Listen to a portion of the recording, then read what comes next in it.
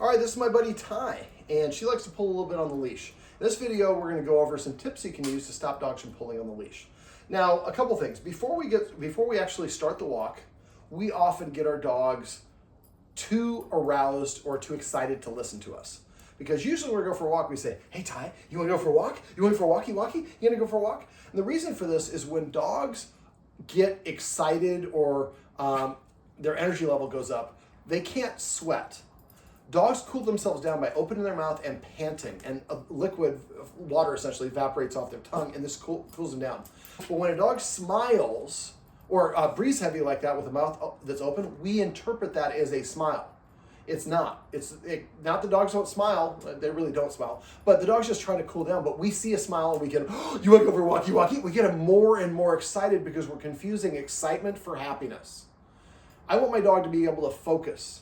If a dog gets too excited, it's when mistakes making, just like for us. If I get too excited, I call somebody a redneck, I ram somebody in the car, or whatever it is. I'm not thinking properly. I want to be calm and cool and collected. So basically, don't tell your dog, "You want to go for a walkie-walkie-walkie." Just put the leash on and go for a walk. But a lot of dogs, including Ty here, if the guardian picks up this leash, Ty gets excited. That's an example of what's called classical conditioning. That means if something happens first and it has an influence over the dog. So basically what I would do is, let's say that the leash is kept right here and I'm over there and I walk towards the leash. The dog, Ty recognizes I'm going for it. She gets excited, she beats me to it. I just turn around and go back to my desk. So I might just walk towards it several times, and as soon as she shows any excitement, I stop. I'm doing this exercise when I'm not planning on taking her for a walk, so I can stop and go back to my work. Most of the time we don't do this. We're gonna take the dog for a walk, and we get frustrated with our dog when it doesn't cooperate with us. Doing it in little segments and practicing only the level, only the part of the segment. I like to think of everything as have stages or steps. So the first step is leashing your dog up. So as soon as Ty or your dog at home shows any level of excitement, you stop. Eventually you can go to where the leash is and they're not excited because you've done it 5 or 6 times or 10 times and you've stopped, you haven't put the leash on. So we're starting to desensitize her. So eventually I come over, I pick the leash up, she gets excited, put it back down, go sit and watch TV, write a song, whatever you're doing. Eventually you're gonna pick it up and move it closer to her. Eventually you're gonna attach it and she's gonna stay calm. And anytime she gets excited, don't get mad, just put the leash down and just walk away. This might take you a week or 2. Try to practice this several times a day. Eventually you get it leashed up, we're not going anywhere. So now the dog does not represent, the leash is not classically conditioned to excitement. It just means my guardian wants to put the leash on me. All right, now dogs have what's called an opposition response. People used to call it an opposition reflex, but it's somewhat controllable. But if I push her, she's gonna resist pressure. I'm pushing hard, she's pushing into me. Just like if somebody tries to push me over, my body's gonna try to keep my equilibrium. But for dogs, what happens is they sniff something and they pull to get to it. We pull them back, then they pull and we pull back and forth, and we're playing tug of war back and forth. The more you do that, the more you're helping your dog practice pulling on the leash. So I have a couple of exercises that I like to do, and I'm gonna kind of do a medley of them, and I'm gonna kind of combine them all together. The first one is called silky leash training. And this just teaches the dog that when they feel pressure on the leash, instead of resisting it, they should go to it. Now, when I'm doing this exercise, I do it inside. All these exercises, I start inside. You want to teach your dog the exercise first in an easy environment, free from distraction, so they can learn what you want them to do. When you try to do it outside, now all the distractions work against you. And that's gonna make your progress slower and make you frustrated. And you can sit down if you want as well. This might be a longer video. All right, so what I'm gonna do is when the dog is stationary and standing, there's no pressure on the leash right now.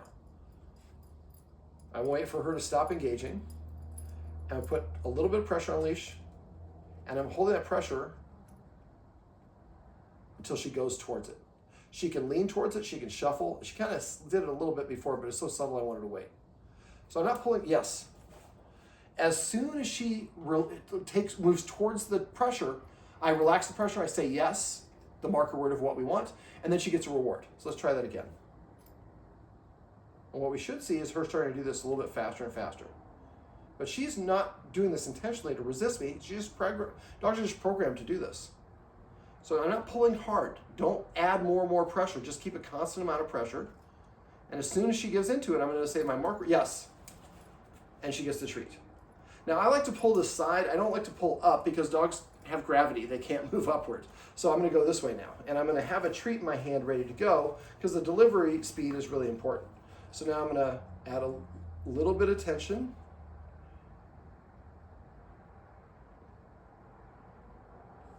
Yes. Now, if she's moving around, I relax the leash until she stops moving. I want to be the one who applies the pressure, not her. So I can go lefty, righty, and I'm gonna put my hand up here so she doesn't get confused and think that I have a treat in my hand. Yes. So a lot of times I do this with a clicker in this hand. We haven't gone over the clicker here, so I'm just using the yes as the mark word, but same thing.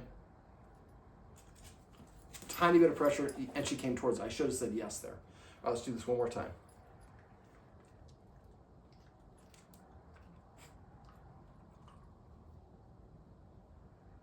And I like to keep the leash shorter than my arm, so you can apply the pressure easier. And I'm kind of seeing her, but I'm trying not to stare her in the eye. Yes. So that first, it doesn't have to be even a full step. It could be just a shuffle. So she takes a little bit of pressure off, you relax, you say yes, relax the leash and give her a treat. Now you want to do this in a lot of different places in your house. So I would do it here, in the office, in the kitchen, the dining room, upstairs, this is a huge mansion. There's like a pool table room over there, game trophy over there. Just kidding. But basically, I want to do a lot of variety. Now, the way that I do all of the exercises I'm going to go in this video is what we call it proofing, which means working your way from a practice scenario to the real world situation, and we go at the dog's pace. The way I do it is the 5-for-5 method. So if I do this and I'm putting the pressure on the leash, and 1 out of 5 times, or 2 out of 5 times, she comes towards the pressure, that means it's probably a little bit too hard. Maybe the environment's too distracting. Maybe the treats are not high enough value, or whatever it is. So usually 2 out of 5 in a row means 1 or 2 means I'm going to back up and make it easier. If I put the pressure on and 3 out of 5 times she comes towards the pressure, that means you're on the right level. You should continue practicing there. Once you put the pressure in 4 out of 5 times in a row, she comes to you, or 5 out of 5, then you're technically allowed to go the next level. But when I learn a new skill, I don't stop practicing it. And a lot of people do this when they're training their dogs. Once the dog knows how to do it, we stop practicing, we use it in a real world application. But it's like learning how to drive a car and then not driving a car except for once a year. So for the dog, once they have that 4 or 5 out of 5 times in a row, I usually practice a little bit more. All right, so that's the first one called Silky Leash. And again, it's just waiting for her stationary, put a little bit of pressure on, yes. And so now instead of resisting pressure on a walk, she's learning if I feel a little tug on the leash, I should go towards that and I'll get a reward. That's the first exercise. Now, again, you want to practice this 4 out of 5 times in a row. Now, let me coach you up on how you can move from here to outside. So what I would do is I would practice, I forgot about that. She's not a big fan of me touching her yet, so I'm respecting what she wants and not touching her, unless I forget. All right, so I'm going to practice this in the house only until I can get 4 out of 5 times consistently in multiple parts of the house. The Guardian here has a little outdoor patio. That's where I would do it next, because now we're somewhat outside. There's a little bit of distraction, but it's not going on in the street. And I do that on the patio until the dog can do it 4 out of 5 times in a row. If you're in an apartment, you can do it right outside your door. 4 out of 5 times in a row in the hallway. When your dog's ready to do that, then I would go to the lobby. Now, and without a lot of people there, or a common area in your building. And practice there 4 out of 5 times in a row till the dog can do it 4 out of 5 times in a row. Then I could go outside on an actual street. When now the dog does it 4 out of 5 times in a row, then I'm done with this exercise. I can go to exercise number 2, which is what I call the bowl pressure game. So what I'm going to do is, I think this would be a good angle, but actually we're going to do a little housekeeping and we'll come right back to it. Okay, this is the second exercise I would do. I don't get to this exercise until I can do the leash pressure out in the front, as I just got done describing. All right, this is called the leash pressure bowl game. So you see, she's trying to pull on the leash, and one of the reasons dogs pull on the leash is it works. It gets them to where they want to go. So what we're going to do is give her a target. The target is the bowl that you can see in the foreground. In a second, I'm going to have the Guardian drop a treat. Now I do that, I want the dog to see it. Now when I'm doing this, I'm not going to let her, I'm going to kind of keep the leash here. I'm not going to give her, I'm very big on letting the dog have the full range of leash, but for this lesson, I don't want to give her any. What I'm going to achieve is when we're walking towards, when she takes the pressure off the leash, we walk towards the bowl that has the treat. When she puts pressure on it, I stop. If I anticipate she's going to put pressure on it, I stop, and I'm holding the leash like this. Now, if you have a large breed dog, and it's hard for you to control your dog, one of the things we do, I'm big, so I'll often go like this, which is kind of dangerous. What you should do is hold your thumb like this and then grip it. So I'm holding the leash in both hands, but if it is a Great Dane and it's dragging me down the street, I can let this go and the dog can go.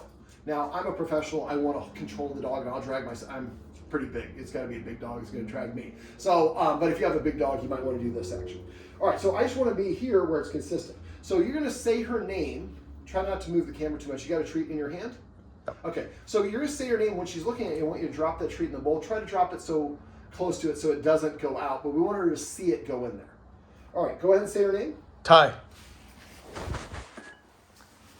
So now she knows where the treat is. I'm going to walk.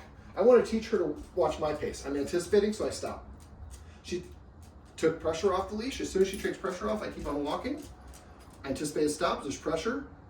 I'm waiting for her to take the pressure off. The instant she takes any pressure off whatsoever, I'm going to, yes, and we walk towards the bowl. And she gets the treat. All right, come on, let's try that. Let's do that again. Come on. Come on, we're going to do this a couple times. You're going to get a lot of treats for this. All right, say her name and then do the same thing. Ty. Now she knows again. See how she started pulling right away? I'm waiting for her to take the pressure off. It can be a lean or a shuffle towards me or a step towards me. As soon as she does, I say, yes, that was a little step, and then we start walking. I anticipate, so I stop. Now that was kind of a, now she's stationary. I'm waiting for her to intentionally take the pressure off. Yes. There you go. Come on, sweetie, let's try that again. Come on, Ty. Let's do it one more time. Say her name. I'm going to keep my hand against my... Ty. Didn't start going this time. She's checking in with me even though the treat's there. I anticipate, I stop. Wait for her to take the pressure off the leash. And try not to move, so I don't want to confuse her.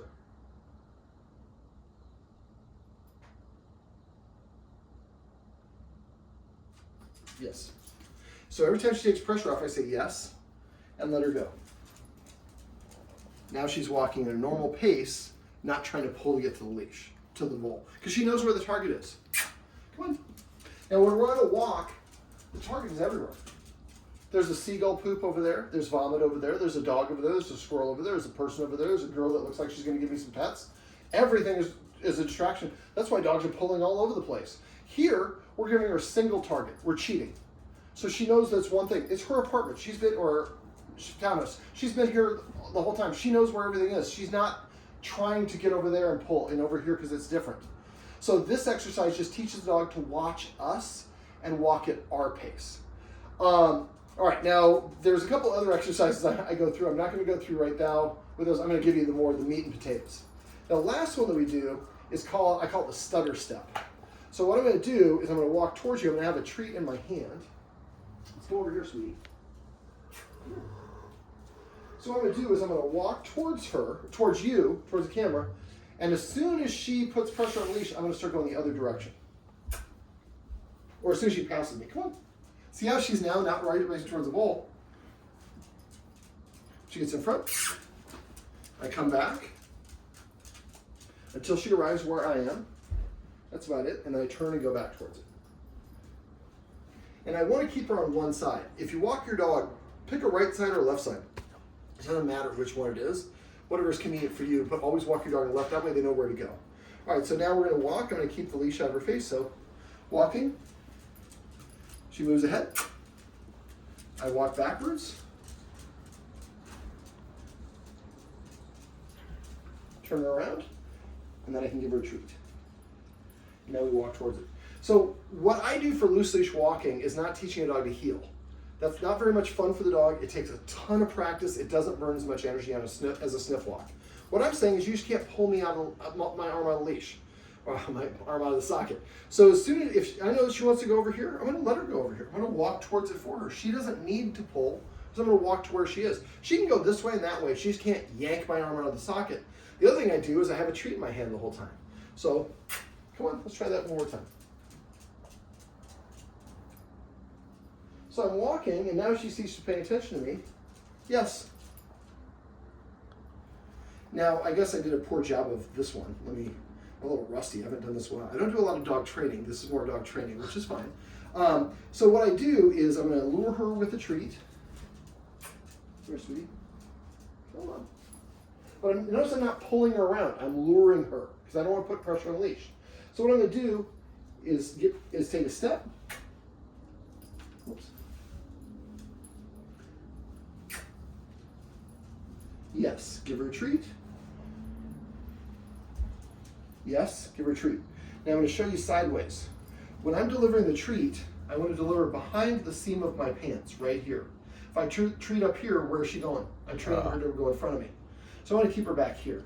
So what I'm doing is at first I take one step, give her the treat. I'm holding treat right here. Eventually I take a step. Come on. You got to come to, yes. And then she gets a treat.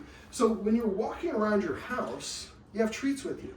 So you're walking it, there's no reason for her to pull around here. She's only interested in you and getting the treats. So what I do is I have a treat in my hand. I'm taking a step. Yes, give her a treat. Another step. Yes, give her a treat. Eventually it's 1, 2 steps and I give a treat. 1, 2, 3 steps before I give a treat. Eventually I'm walking a loop around my whole house and giving her the treat at the end. We're doing it in the house. There's no reason for her to go pulling anywhere. So we're helping her practice her skill in an environment that is conducive to it.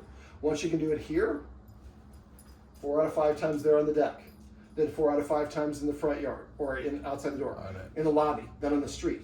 So after a while, she's just walking every couple steps looking up at you. When I'm walking, I have a treat in my hand the whole time. As soon as the dog looks at me, I say, yes, hold the treat out. Let's do that again. So I'm walking, but see how much attention I'm getting for her? Now I'm bribing her. That's okay, we all work for food, for something. I work with celebrities a lot, and they want to park on the lot next to the director. They want to be a magazine cover. We got to find what she likes, and she really likes these treats. Come on. So I walk backwards until she gets to where I'm at. Then I kind of use the treat to lure her behind me and turn. Then take 1 step, and then yes, I give her the treat. But eventually I'm taking 2 steps, I give her a treat, 3 steps. So the stutter for this is walking backwards. Once she gets in front of you, I start walking backwards. And I have a treat here. I'm not pulling her. And I lure her behind me, turn her towards me, always towards me, not away from me. If I turn her this way, there might be something interesting over there. I turn her towards my butt, she's coming back to me. Then we walk. Let's go. See that check-in? So the more that your dog practices checking in the living room, where it's easy, then on the deck, it's a little harder. But she's practicing that skill. Then when outside in your front, practicing the skill. Then you're on a walk and she's checking with me every couple steps. And at first treat, every step, then it's every 2 steps, every 3 steps. Eventually you get to the point where she's just like, is this a treat? But now she's checking in with you because you're rewarding her for doing it. You're giving her a reason to check in. People don't just check in with other people for no reason. They find it interesting. There's something reinforcing for it. Treats are reinforcing for dogs. All right, so if she gets too distracted, my little test, although her sit is not great. Come here. Sit.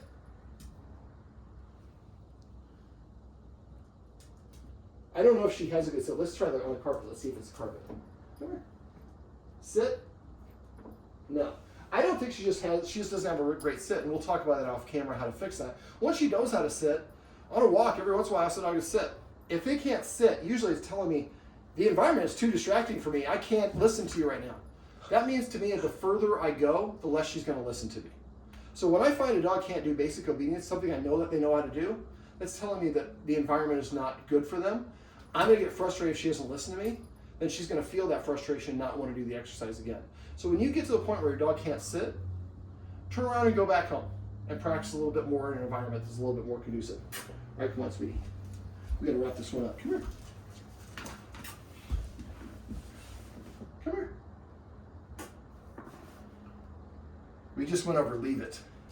You can get that one. Oh, what a good girl she is. All right, well, this is my buddy Ty, and these are some tips you can use if you have a dog who likes to pull on the leash.